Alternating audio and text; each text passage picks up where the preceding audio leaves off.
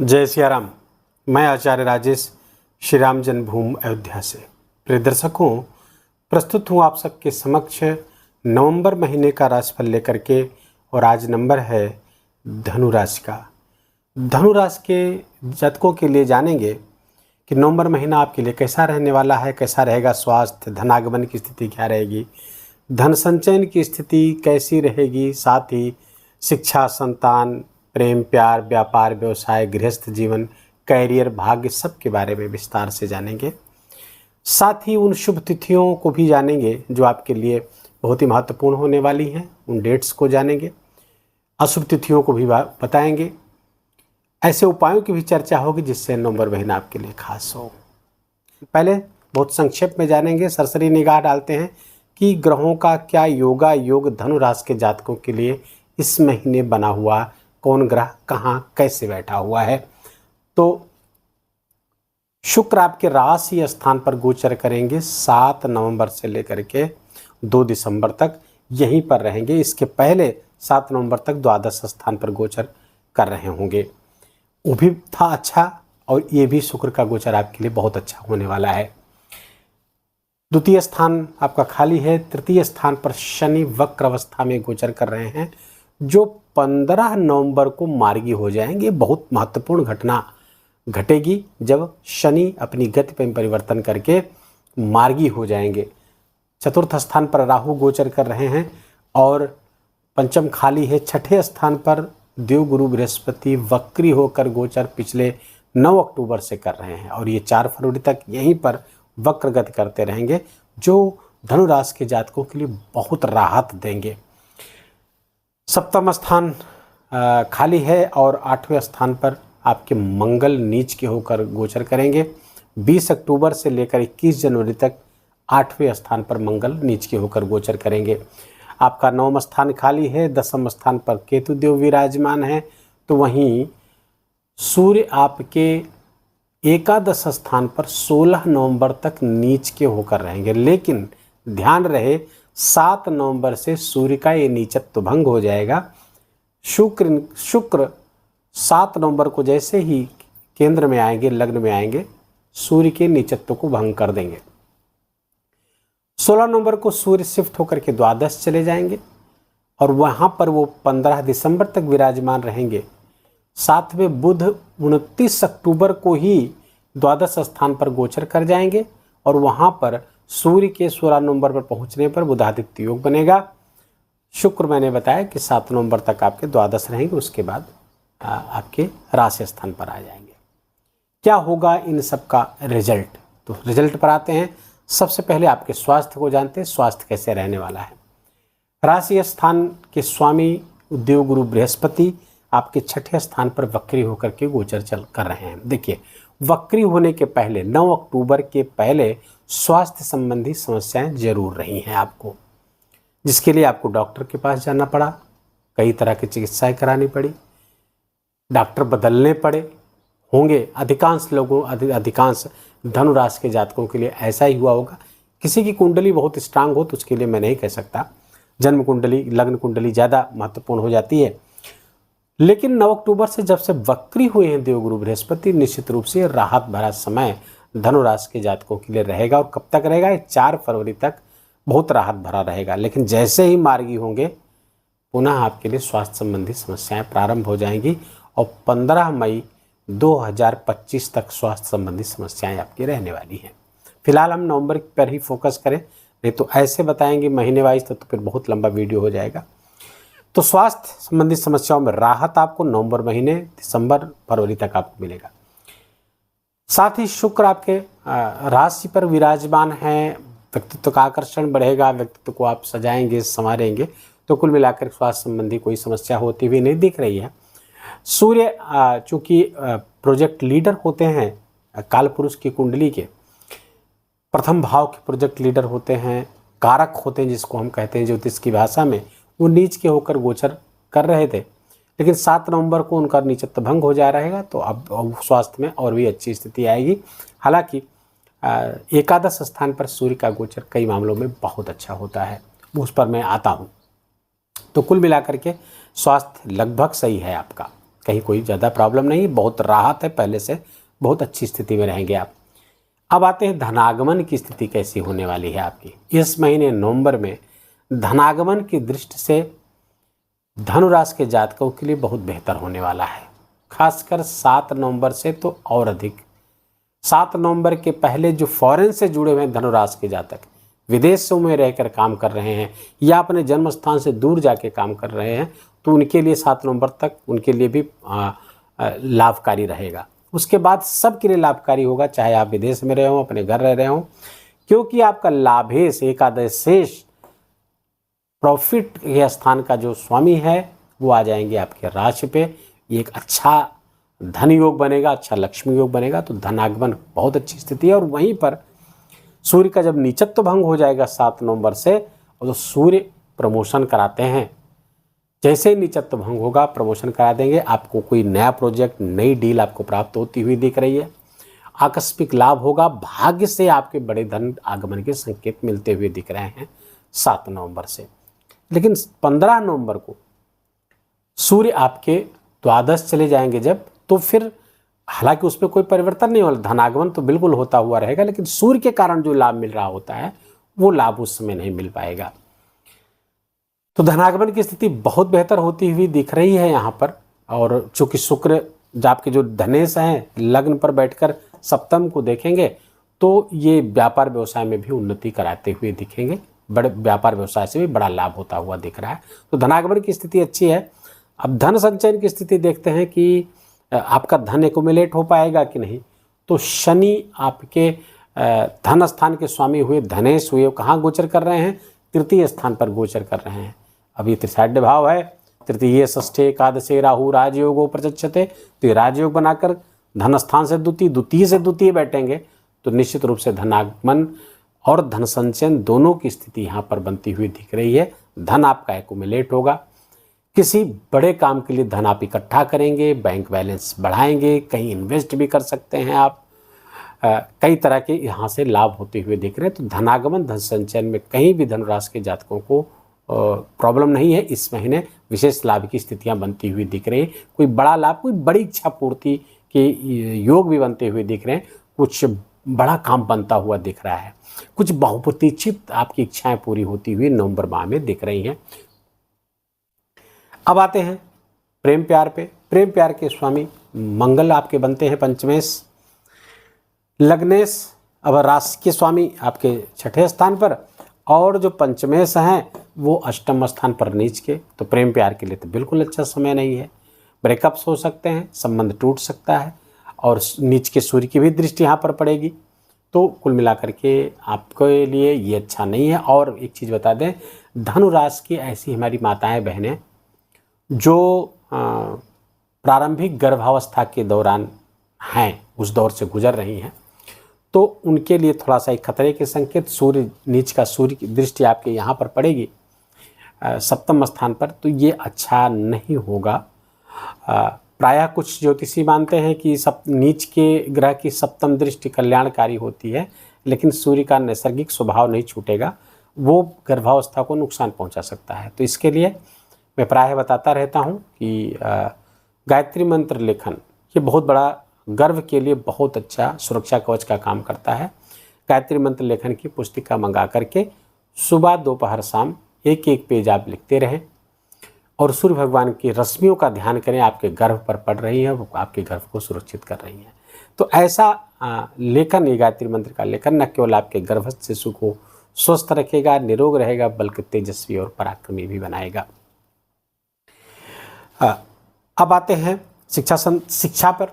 संतान हो गया, शिक्षा हो गया। शिक्षा के स्वामी आपके मंगल, देखिए इसमें जो रिसर्च स्कॉलर उनके लिए तो अच्छा है, जो किसी गंभीर विद्या में है, गुह्य विद्या में है, रहस्यमय विद्या है, अकल्ट में काम कर रहे हैं, ऐसी कोई शिक्षा ले रहे हैं, तो उनके लिए तो बहुत बेहतर है। अन्यथा धनु राशि के जातकों का पढ़ाई लिखाई से मन भटक सकता है, पढ़ाई लिखाई में मन नहीं लगेगा। कब तक रहेगा? 21 जनवरी तक रहेगा। इसके लिए विशेष प्रयास करने की आवश्यकता होगी। जो उपाय बताए गए हैं आपको, मंगल के गोचर संबंधी जो हमारा वीडियो बना हुआ है, उस वीडियो को देख करके जो उस पर उपाय बताएंगे, उपाय आपको बहुत आवश्यक है करना, क्योंकि द्वादशेश भी है, पंचमेश होकर के अष्टम गोचर करेंगे नीच के, तो ये समस्या जन्य हो सकते हैं।